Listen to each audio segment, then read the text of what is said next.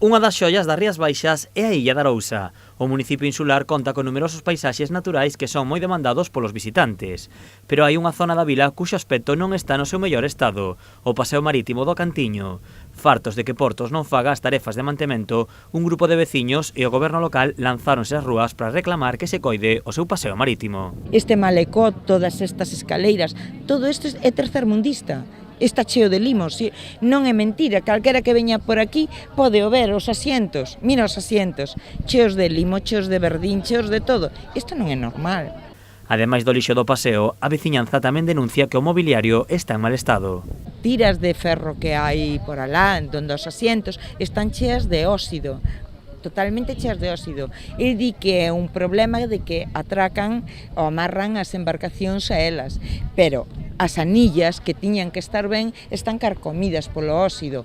Non amarran as anillas, teñen que amarrar as barandillas porque as anillas están carcomidas de óxido, non lle sirve de amarre. Dende a illa exixen a Portos que realice as tarefas de mantemento.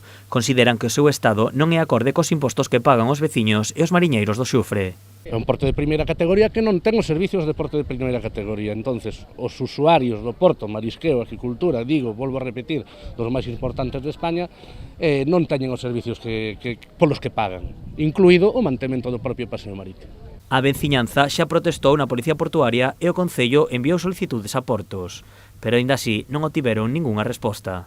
Si non tuvemos resposta ningunha sobre a petición de adecentación, é dicir, vemos con asombro donde en outros portos se está invertindo, se están realizando proxectos de cantidades de cartos moi importantes e aquí nin as propias obras de conservación se fan, non?